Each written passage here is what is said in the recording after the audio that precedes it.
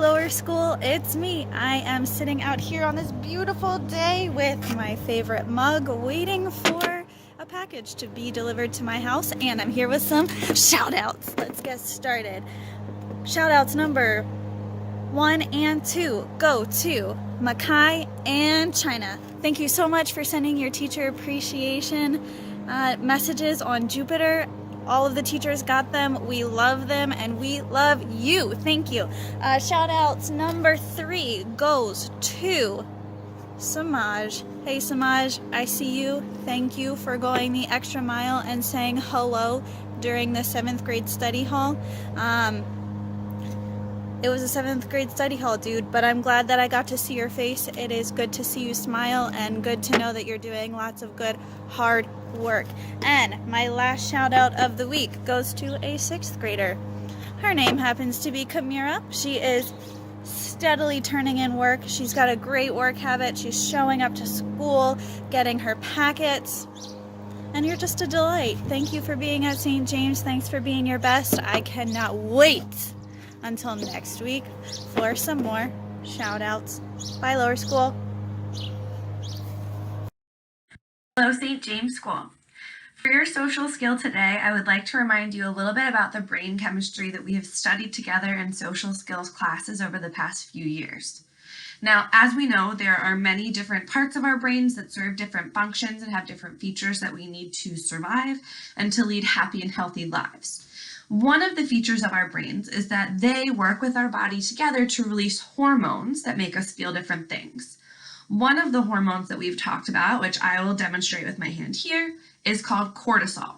Now, cortisol is a stress hormone, and it doesn't always link up to when you're sitting there and being like, oh, I have so much homework, I'm so stressed. But it could also be stress put on your body and mind from change of activity, change of settings, and for us right now, a total change of lifestyle. Right? So your brain releases cortisol when you are feeling those moments of stress. And I try to picture it like a little pond, and the cortisol floods your brain pond and takes over. We want to get rid of this cortisol to make ourselves feel better, to feel positive, happy, and healthy. And so one of the ways to do that is to release serotonin or to release endorphins. Now, what I consider this to be like is that if this is your cortisol, this could be serotonin like Pac-Man, and it literally comes and eats the cortisol and clears your mind and gives you a better chance to be happy and healthy.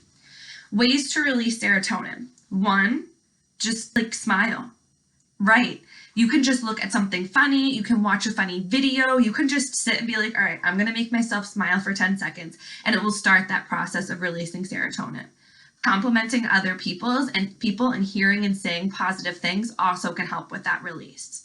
Now, my favorite way to get rid of my cortisol lately is with another Pac-Man option in your brain, which is endorphins. Endorphins are something that you can get from exercise. So I find at the end of the day, I'm pretty cranky. I don't want to do anything. I'm ready to just chill. And what I do instead is I go and I try to move my body and exercise for anything between 15 and 60 minutes.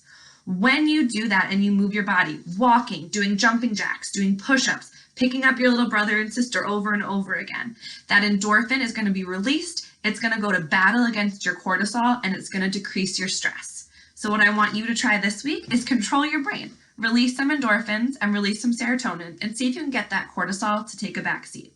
Good luck, St. James. Good afternoon, St. James School.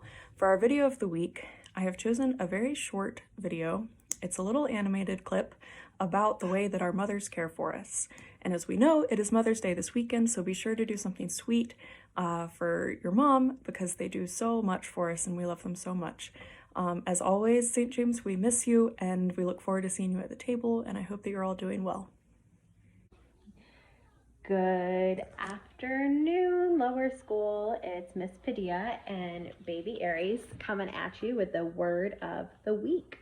I chose for the word of the week, I chose blase. Say it with me. Blase. It is spelled B-L-A-S-E. It's an adjective. It means that you're nonchalantly unconcerned. You're uninterested because of frequent exposure or indulgence. Or it can mean very sophisticated, especially because of surfeit, versed in the ways of the world. I thought it was an interesting word, especially during what we're going through right now. And so an example of that, baby Aries doesn't want to be on camera. An example of that in a sentence would be, it doesn't happen often enough to get blasé about it. And so let's not get blasé, uninterested about what's going on in our world. Let's make sure that we're staying safe and we're taking care of ourselves. This is Miss Padilla and baby Aries checking out for your community meeting. Miss you, lower school. Bye. Hello, upper school. I'm here to tell you about your saint of the week. Father Kellner recommended Saint Julian of Norwich. Let me tell you a little bit about her. First, we don't know her name. It just so happens that she lived cloistered at St. Julian's Church in Norwich, England. So her name has been lost, but she's called St. Julian of Norwich. She spent most of her life living in a cell, and people brought her food, and she would spend time in that cell writing and praying. When she was in her 30s, she almost died. But while she was on her deathbed, she had visions of Christ. And when she came out of that illness, that's when she really dedicated herself to prayer and to writing. Speaking of writing, she wrote the earliest surviving book in English that was written by a woman. It's called Revelations of Divine Love.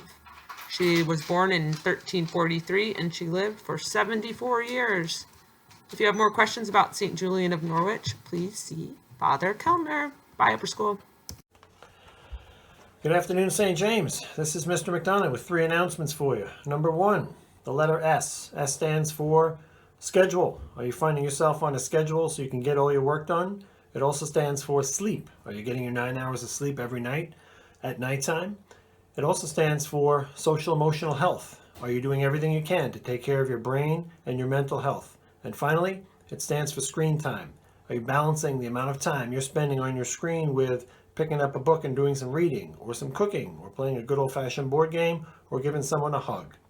Announcement number 2. There's lots of cool videos this week on the St. James North Philadelphia YouTube channel, including It's Thursday Morning, including a PE activity from Mr. Sloan and Miss Cabrera, including some ELA lessons, including a song from Miss Stewart and Miss Brake, and lots of other fun stuff.